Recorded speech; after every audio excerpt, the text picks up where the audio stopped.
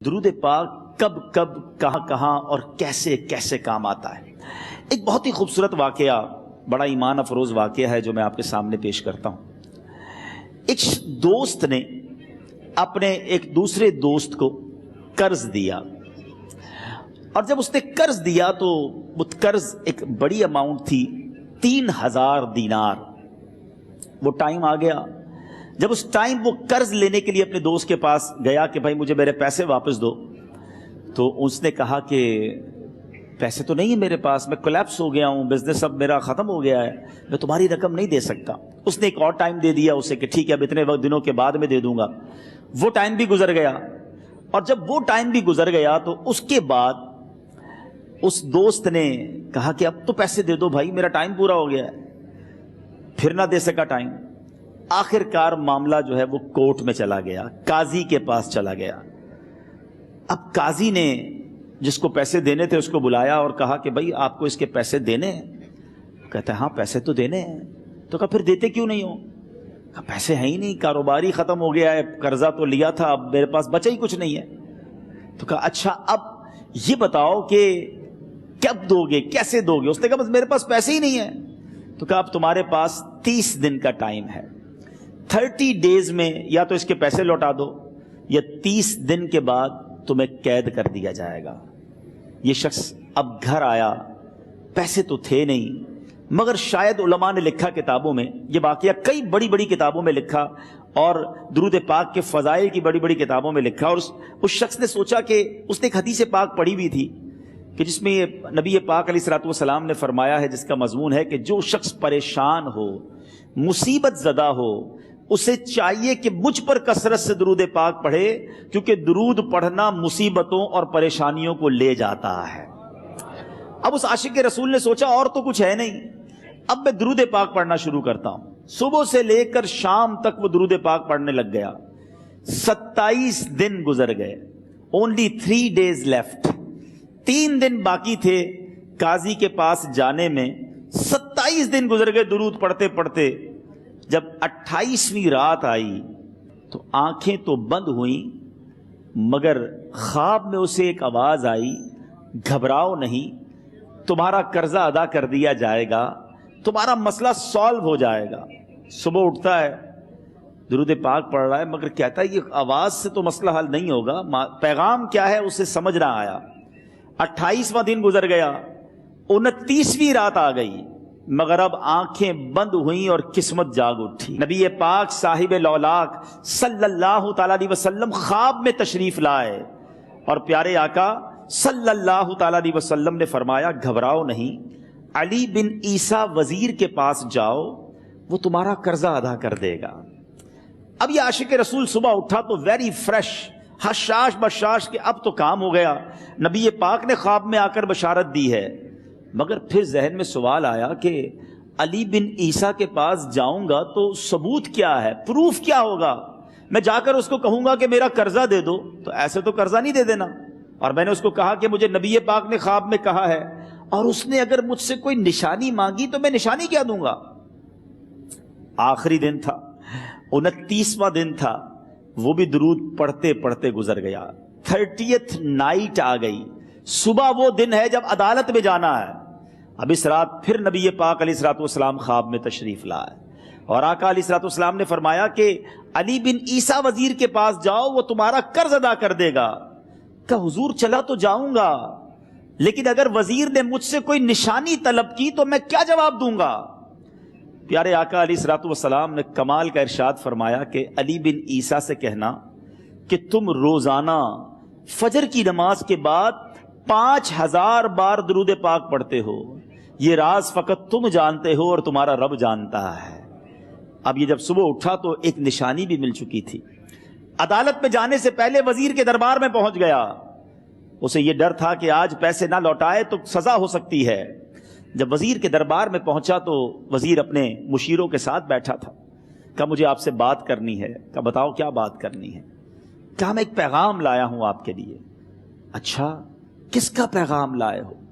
کہا میں نبی پاک جناب محمد مصطفیٰ صلی اللہ تعالی علیہ وسلم کا پیغام لایا ہوں۔ وہ عاشق رسول وزیر تھا، کہتا بتاؤ میرے آقا نے کیا پیغام دیا ہے؟ کہا حضور میں 3000 دینار کا مقروض ہوں، آج آخری دن ہے اور میرے آقا نے مجھے بشارت دی ہے کہ آپ سے کہوں کہ آپ میرا قرض ادا کر دیجئے۔ علی بن عیسیٰ کہتا ہے کوئی ثبوت ہے آپ کے پاس؟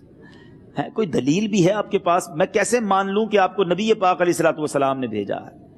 عاشق رسول کہتا ہے خالی ہاتھ نہیں آیا، میرے آقا نے مجھے دلیل بھی عطا فرمائی ہے، مجھے ایک ایویڈنس بھی دیا ہے، اور پروف یہ ہے حضور کہ آپ روزانہ صبح فجر کی نماز کے بعد نبی پاک صلی اللہ تعالی علیہ وسلم کی بارگاہ میں درود و سلام کا نذرانہ پیش کرتے ہیں۔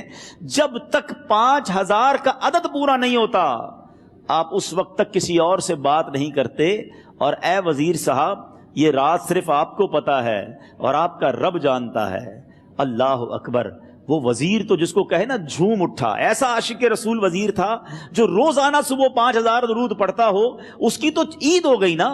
وہ کہتا ہے مرحبا یا رسول اللہ، میرے آقا نے میرے درود قبول کر لیے، اس سے بڑھ کر میرے لیے سعادت کیا ہوگی۔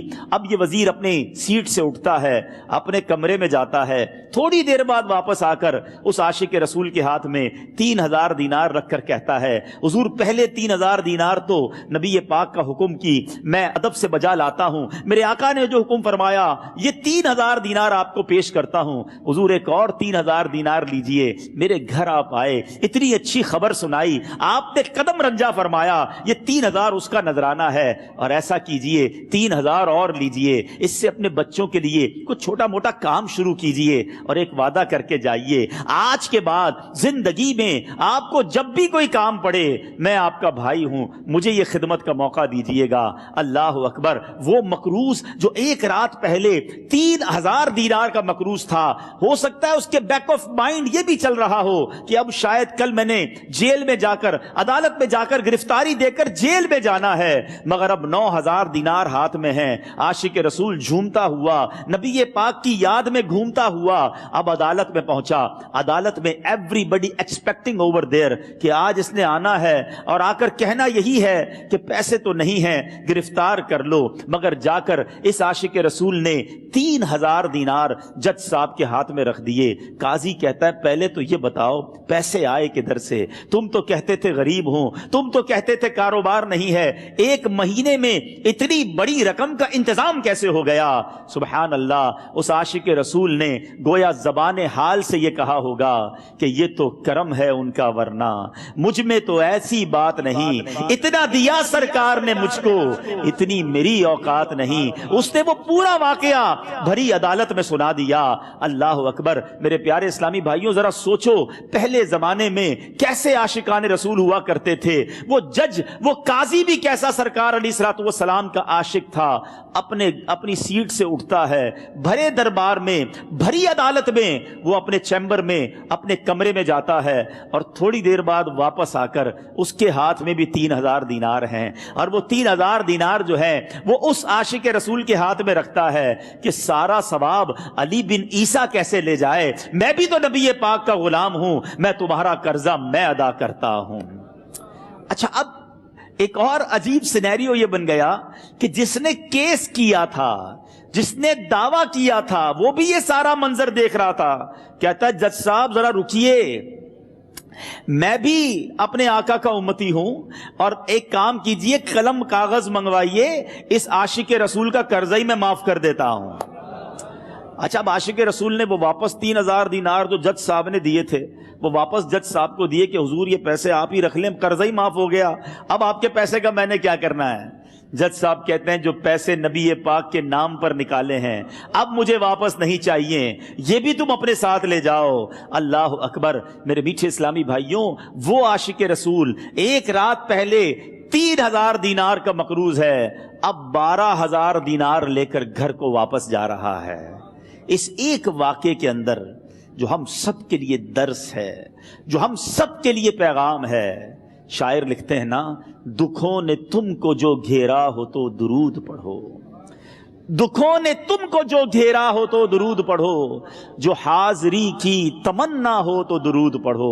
آج ہم بہت ساری پرابلمز میں ہوتے ہیں، یہاں بھی ہو سکتا ہے میرا کوئی بھائی بیمار بیٹھا ہو، کوئی قرضے میں ڈوب گیا ہو، کسی کا کوئی بزنس پرابلم چل رہا ہو، کوئی فیملی ایشو میں ڈسٹرب ہو، آپ کسی بھی پرابلم میں ہیں، خدا کی قسم درود پاک ایسا وظیفہ ہے. لوگ بہت سارے وظائف پوچھتے رہتے ہیں, بہت سارے جناب وظائف کے بارے میں معلومات کرتے رہتے ہیں. سچی بات یہ ہے ہر درد کی دوا ہے صلی علی محمد.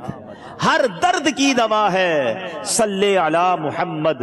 تعویذ ہر بلا ہے صلی علی محمد. تو خدا را اپنی زندگی میں درود پاک کو شامل کر لیجئے, اور آپ بلیو کریں جب آپ نے کثرت سے درود پاک پڑھنے شروع کر دیے, آپ اپنی آنکھوں سے دیکھیں گے آپ کے پرابلم دور ہو رہے ہیں, آپ کی صحت اچھی ہو رہی ہے, آپ کے قرضے اترنے شروع ہو گئے ہیں, روزگار میں آپ کے برکت ہونا شروع ہو جائے گی, آپ کے چہرے پہ نور آنا شروع ہو جائے گا, آپ کی زبان میں اثر آنا شروع ہو جائے گا. صلو علی الحبیب صلی اللہ تعالی علی محمد. مجھے اپنی اور ساری دنیا کے لوگوں کی اصلاح کی کوشش کرنی ہے انشاءاللہ.